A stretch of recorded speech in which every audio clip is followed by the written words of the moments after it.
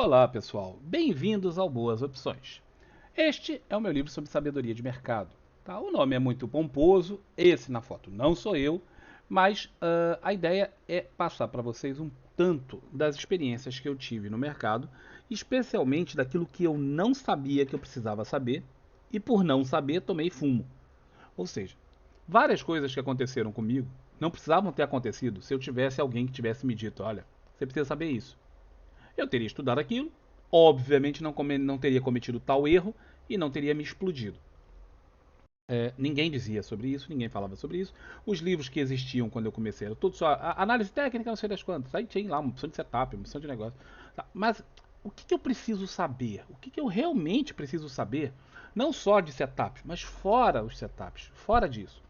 O que eu preciso saber para poder evitar cair nas armadilhas? Pois é, ninguém me ensinou. Eu estou tentando ensinar para vocês através desse livro, Sabedoria de Mercado. Tá bem? Vale a pena vocês darem uma olhadinha? Sim, o livro é baratinho, não é grande. Vale a pena vocês lerem porque é simples de ler, tranquilo e vai ajudar bastante para evitar que vocês passem por uma série de perrengues que eu, infelizmente, tive que passar. O que nós vamos falar neste vídeo? Nós vamos falar sobre VEG. Tá? VEG vem na seguinte situação. É um papel maravilhoso, olha isso aqui o que subiu. Só que desde que ela fez um split no início do ano passado, mais ou menos no início do ano passado, ela perdeu força, ela parou de subir. Tá? Foi mais ou menos por essa época aqui, deixa eu ver exatamente quando foi. Foi aqui, ó. O split foi em abril do ano passado. Esse movimento que você olha num gráfico não ajustado, olha aqui, ó. O papel nunca fez isso, tá? Ela custava lá 70 e tantos reais naquela época. Ela já vinha sofrendo um pouquinho com o topo histórico, mas depois do split, ela perdeu mesmo força.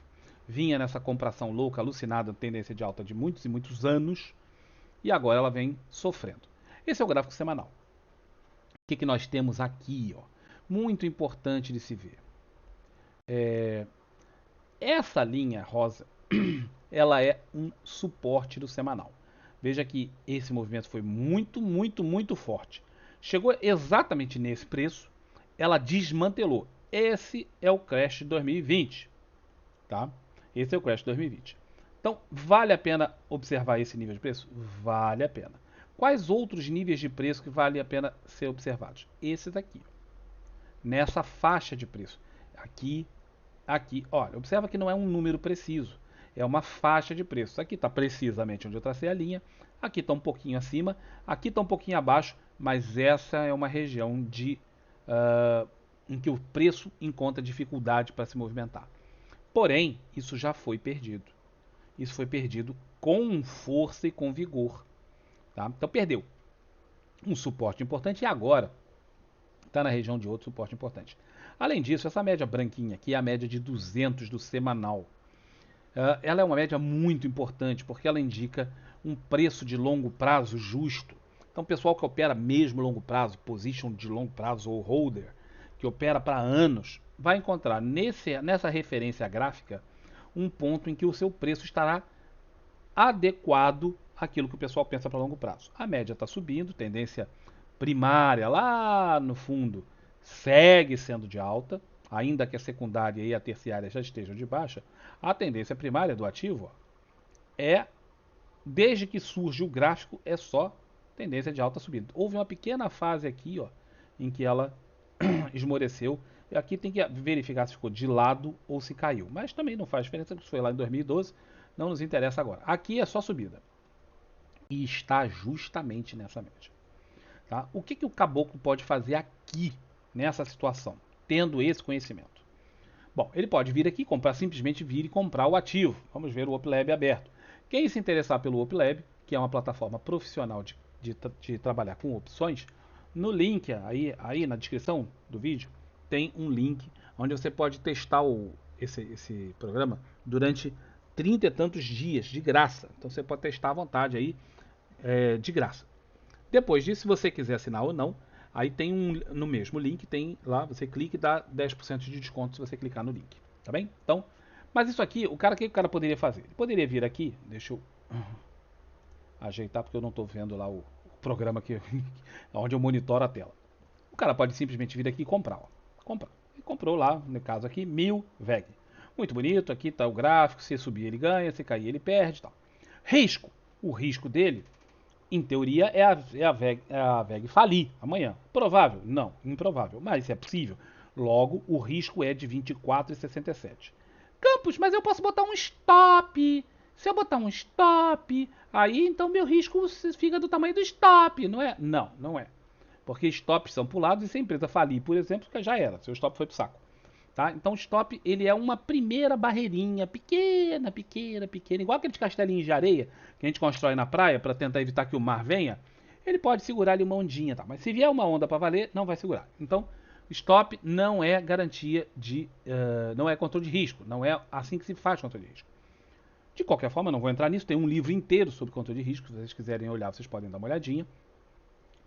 O cara compra aqui, ele vai ter que botar o stop em algum canto. Aonde é o stop? Aonde que o cara bota o stop aqui se ele está operando pelo semanal? Hein? Aqui, no mínimo. Ou lá embaixo disso aqui. Não tem outra posição para ele botar. Ah, vou botar então aqui, ó. Vamos dizer que eu compre aqui, então eu vou botar do outro lado da média. Você vai tomar violinada. Frequentemente, se você adotar essa postura, você toma violinada. Tá? O stop ele tem que estar aqui. Aí você fala, pô, mas isso é muita coisa, Campos. Pô, olha só, o stop tem que estar mais ou menos aqui assim, ó. Se ele comprar agora, comprar aqui, tá com 40% de stop. Pelo amor de Deus, isso é um stop alucinado. É, só uma questão de você adequar sua mão ao tamanho do stop. Ah, mas aí mesmo se eu fizer com 100 não dá. Faz com 50, 40, 30, 10. Vai dar. Em algum número vai dar, nem que seja com uma ação. Mas vai dar. O stop vai estar na posição correta e você vai fazer o trade correto. Né, Campos, mas aí com uma eu não quero, porque aí eu não ganho dinheiro nenhum. Pois é, mas essa é a realidade do mercado. Você tem que trabalhar com segurança, tá? O stop está aqui. Ah, mas esse stop está muito grande. Calcula o VAR, tem como fazer isso no meu livro de controle de risco. E aí você pode colocar o seu stop no VAR, tá? E aí você também tem uma posição. O VAR aqui vai estar em torno de uns 5%, tá? Que eu já olhei antes. Mas é mais ou menos, não dá para fazer o cálculo de cabeça. Bom, e aí? O que o cara faz? Bom, isso na ação. Se ele comprar a ação, como eu falei, ele vem aqui, comprou, está posicionado. Mas ele não quer operar na ação. Por quê? Justamente porque tem esse stop alucinadamente grande. O cara quer operar num stop, num limite de perda máxima conhecida, e isso se ele pode fazer através de opções. Infelizmente, VEG, que tinha opções muito, muito líquidas, antes do tal split que eu falei ano passado, ela perdeu essas opções, ficou um marasmo o setor de opções da VEG. Olha isso aqui. Isso é ridículo, tá? São números patéticos. Mas é possível operar. É possível operar. Você tem garantias de entrada, você não tem garantias de saída. Entrar é sempre fácil. Fazer o trade na entrada das opções, seja put ou seja call, é sempre muito fácil. Tá? Você bota a ordem lá e é mais fácil de entrar. Sair é que são elas, porque o preço vai ter se deslocado, essa liquidez vai ter ficado para trás em algum lado, e na hora que você quiser sair, talvez não haja liquidez nenhuma.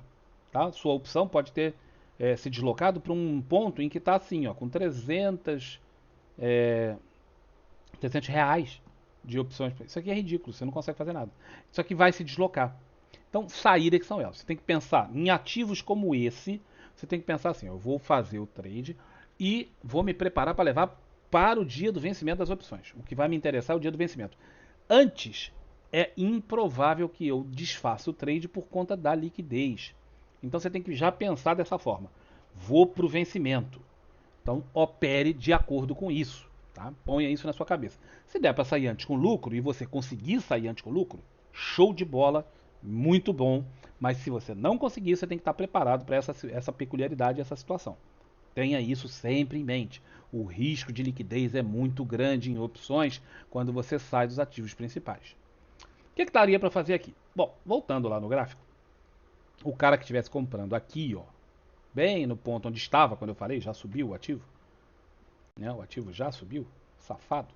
Mas o cara estaria comprando aqui por volta de 24,77, 24,70 e poucos, objetivando o quê? Objetivando alguma coisa. O cara tem que ter um objetivo. Ele pode armar aqui o trade dele pensando na média de 9, por exemplo. Ele pode pensar nessa região aqui, ó, que é que foi um suporte agora é uma resistência, que indica aqui por volta dos R$ 30. Entre R$ 29,50 e R$ 30 seria um preço de alvo interessante. O que o cara pode fazer? Vamos ver. Vamos ver o que ele tem. Tá? Lá nos 29 e tanto, observa que não tem liquidez nenhuma. O cara não tem o que fazer aqui. Um ponto importante, observe que as opções da VEG estão com o preço teórico bastante em linha com o seu preço real. Tá? O preço que está sendo negociado são esses aqui, 72, 75. O preço dela teórico está em 73, então está exatamente ali na marca. Aqui, ó, 1,40, 1,44, 1,47. Tá bem na marca. Então está muito interessante que o preço está justo. Pelo menos não está caro. Apesar do ativo estar caindo. Quando o ativo cai forte assim, a volatilidade das opções tende a aumentar, elas tendem a ficar caras. Talvez pela baixa procura das opções da VEG, indicada por essa liquidez muito mequetrefe aqui, a volatilidade não subiu, então menos mal, pagamos barato no negócio. Se a opção está justa ou está barata, uma das principais coisas que a gente pode fazer é simplesmente compra seco. O cara vai lá e faz assim, ó, eu vou comprar a opção da VEG, por exemplo, esta, tá? Tá um pouquinho dentro do dinheiro agora, mas o delta de 0,60, tá? Ele já paga 1,47 nela, você comprou a mercado, não é assim que a gente faz, tá? Eu botaria um preço entre essas duas opções, esperaria o robô rodar, tal. Mas vamos dizer que ele pegou a 1,48, que foi o preço que eu vi ali. Então ele está pagando R$ 1.480 na opção. Ele tem 25 dias úteis até o dia 15 de julho para a VEG fazer um movimento para cima. Aqui está o gráfico. Então essa é a alternativa número 1, a mais simples de todas, tendo em conta que o preço da opção está bastante justo. Tá? Se a VEG ultrapassar os R$ 26, porque ele tem o preço que ele pagou, ele começa a lucrar na opção, ó, já lá no vencimento, ele consegue lucrar na opção, igual, mais ou menos igual ao que ele vai fazer com a ação. Ele vai ter um gráfico muito parecido. Então, se a VEG subir lá para 26, 27, tá, ele está lucrando uma boa grana. Antes do vencimento é a linha azul. Ele não tem garantias que vai conseguir sair nessa linha azul, porque é antes do vencimento, mas ele pode tentar. Como é uma operação de uma perna só, é mais fácil de sair do que quando você monta operação com duas pernas, ou seja, compra de uma, venda de outra, ou três pernas, eu compro uma, vendo uma e compro outra, mais acima, tal, borboletas e tal. Quando você começa a montar muitas pernas, aí então para sair é uma dificuldade danada. Com umazinha só é mais fácil, ele tem mais probabilidade de conseguir sair. Mas observa a linhazinha azul e o break-even da linha azul, que ele é muito mais próximo do que o break-even da data do vencimento. Ou seja, antes do vencimento, se a VEG ultrapassar o ponto de R$ 25, ele já começa a lucrar. Tá? O tempo prejudica e vai empurrando o break-even lá para justo do dia do vencimento, ó, como aquela linha lá vai andando. Tá? Mas se fizer um movimento forte, e a gente sempre compra opções, quando a gente compra uma call, a gente aguarda um movimento forte. Não adianta falar assim, eu quero um movimento. Não, é insuficiente. Tem que ter o movimento e ele tem que ser forte, intenso, rápido. Se não for isso que você está esperando, não compre uma call. Você vai perder dinheiro numa operação. Então, essa é a alternativa número 1. Tá? A alternativa número 2 equivale a essa, só que você vai fazer uma trava. Aí, por que uma trava? Por que eu não estou fazendo operações miraculosas? Porque não tem liquidez. Tá? Porque não tem liquidez. Então, a trava me permite operar comprado no ativo, direcionalmente, mas com um custo menor. Ao invés de eu gastar R$ 1.480, eu vou diminuir esse custo. Eu quero pegar parte desse movimento, mas eu quero diminuir esse custo. Ora, eu posso fazer aqui com esta, tá? Aqui de 25,50, que tem uma boa liquidez ainda, ou posso fazer essa aqui de 26,50. Também está bem razoável. Eu consigo diminuir o meu preço de entrada no ativo e pego parte do movimento se efetivamente o ativo subir. Então eu posso fazer uma trava desse jeito aqui, ó. Essa. Observa que esse é o gráfico de uma trava de alta. Tá? Eu passo a gastar só R$ 580. Por outro lado, eu tenho agora uma limitação no meu potencial de ganho. Campos, mas poxa, Campos, ô professor, eu não tô entendendo. Aqui, ó, o lucro máximo ficou abaixo da posição do prejuízo máximo. Não deu, olha, é muito ruim, não pode, o professor disse que não pode. Conversa fiada. Esquece isso, isso aqui é só no dia do vencimento. Ah, mas está menos do que o outro, não interessa. Tá? Isso é um jogo de probabilidade. A gente está trabalhando aqui com um potencial de lucro menor do que o do prejuízo no dia do vencimento? Sim. Isso é incomum em opções? Não. Isso é bastante, até não vou dizer que é a coisa mais comum, mas ele é bastante razoável de se fazer. Tá? Um para um, perto de um para um, tal, tá bem razoável. Isso aqui tá bem razoável, tá? E aqui você tem o seu gráficozinho. Ah, esse aqui não tá bom porque tá muito perto, então eu vou pegar um movimento muito curto. Tudo bem, você pode jogar lá pro 26,50, tá? Também Campos deu o mesmo problema. É, deu a mesma coisa. Tá? Agora, inverter um pouquinho. Você tem um pouquinho mais de potencial de lucro contra o potencial de prejuízo, porque você abriu a distância. Eu ia falar abriu a perna, mas eu já sei que vai ter uma opção de gente que vai pensar sacanagem. Abriu a distância entre as entradas. E quanto maior essa distância, maior o seu potencial de lucro, mais espaço tem para o ativo andar. Ao fazer isso aqui, você abre espaço para poder ter um lucro maior. Sim. Tá? Qual a desvantagem? Você paga mais caro. Antes você estava pagando 500 e pouco, agora você está pagando 900. Se perder, você perde os 900. Isso aqui tem potencial para sair? Tem, por causa da liquidez mínima, mas tem potencial para sair. Você tem potencial para conseguir sair disso. Dá para fazer trades mais elucubrados? Não. Se você for olhar aqui para frente, ó, 50 dias, não tem nada, não tem nada, não tem nenhuma operação. VEG ela morreu para as opções. Tá? É difícil fazer qualquer coisa.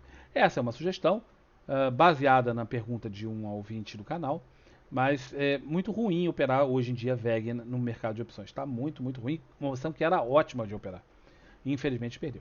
Eu queria deixar essas duas sugestões de potencial de trabalho para vocês, tá? Recomendar esse livro, acho que vale a pena vocês darem uma olhadinha. Honestamente, acho que vale a pena vocês darem uma olhadinha. Tá? E fica aí a sugestão do que fazer com VEG. Espero ter ajudado. Tá? Um grande abraço para todos vocês e até breve. Tchau, tchau.